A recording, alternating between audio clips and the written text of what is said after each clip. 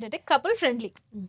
ఈ yeah! Story narrate చేసినప్పుడు మీ yeah! దగ్గరకొచ్చి మిమ్మల్ని ఇంపాక్ట్ చేసిందేంటి? ఈ మూవీ నేను చేయాలి. ఈ ఎలిమెంట్ బావుంది. నేను హ్మ్. చేస్తే సక్సెస్ అవుతుంది. ఆడియన్స్‌కి నచ్చుతుంది. అండ్ నా క్యారెక్టర్ కూడా బావుంటుంది. ఇలా రకరకాలుగా ఆలోచిస్తారు కదా! సో, అవునవును. మీరేం చెప్తారు? కపుల్ ఫ్రెండ్లీ స్టోరీ చదివిన తర్వాత I loved the female character scope అండి. హ్మ్.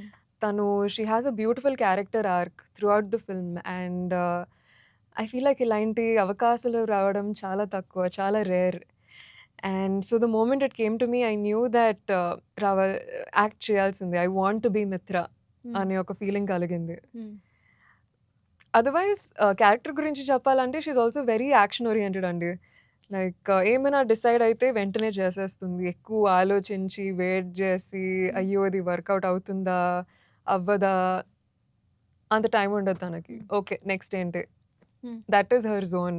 Okay. So, that really excited me character గురించి. అంటే 'మిత్ర' క్యారెక్టర్‌కి, 'మానస వారణాసి' క్యారెక్టర్‌కి కొంచెం ఏదన్నా దగ్గరగా ఉన్నాయా?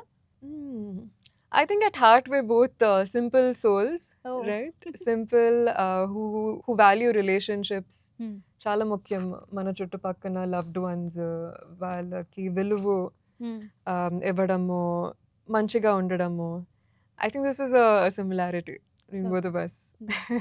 అండ్ ఇంకొకటేంటంటే సినిమా రిలీజ్ అవుతుందనగానే ఒక రకమైన టెన్షన్ వచ్చేస్తుంటది.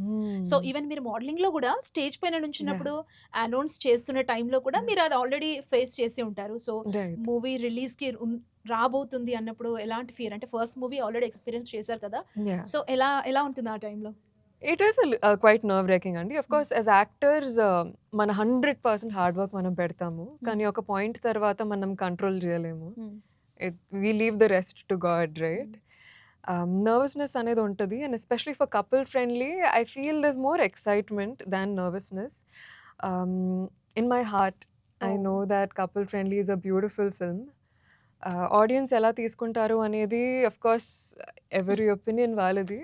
బట్ ఒక ఆర్టిస్ట్‌గా I can confidently say that మేమొక మంచి ఫిల్మ్ చేసామండి. అండ్ అందరూ ఎంజాయ్ చేస్తారు అని నా స్ట్రాంగ్ ఫీలింగ్. మీకు ఈ ఫీడ్‌బ్యాక్ వచ్చిందా? మూవీ న్యాచురల్‌గా వెళ్తుంది అని చెప్పి ఫీడ్‌బ్యాక్ వచ్చిందా? నేచురల్ అనే వర్డ్ అవును చాలా ఆ! మంది వాడుతున్నారు ఆ! డిస్క్రైబ్ చేయడానికి. ఆ! దట్ ఎఫర్ట్‌లెస్, రా, హ్మ్. Real, honest. హ్మ్. సో, అంటే ఇప్పుడు ఆల్రెడీ ఫస్ట్ డెబ్యూ మూవీతో హ్మ్. మీరొచ్చారు. అండ్ నెక్స్ట్ ఈ మూవీ కూడా మీకు రాబోతుంది. హుహు. అంటే సీన్ షూట్ చేసేటప్పుడు ఈ సీన్ నేను చేయలేనేమో, దీనికి న్యాయం చేయలేకపోతున్నా అంటే టఫెస్ట్ సీన్ కానీ, toughest day hmm. Oh my God! నేను పర్ఫెక్ట్‌గా చేయలేదేమో అనేది ఏదైనా గుర్తుందా మీకు? కపుల్ ఫ్రెండ్లీ ఆ! షూటింగ్ అప్పుడా? Whatever any movie. రైట్.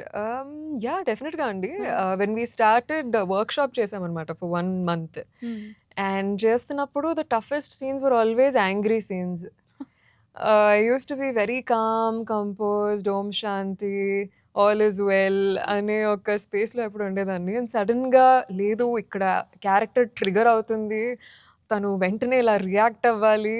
ఒక హ్మ్. కోపమైన ఎక్స్‌ప్రెషన్‌తో అంటే it was very challenging honestly స్టార్టింగ్‌లో to suddenly take on that. Hmm. But I think ఈ 2 ఇయర్స్‌లో నేను అనుభవించిన ఎక్స్‌పీరియన్సెస్ గావచ్చు, జస్ట్ నేర్చుకున్న క్రాఫ్ట్ కావచ్చు, I feel very confident about angry scenes అండి. హ్మ్. ఈరోజు హ్మ్. మంచి కోపమైన సీన్ వస్తే చించేస్తా. అంతేనా?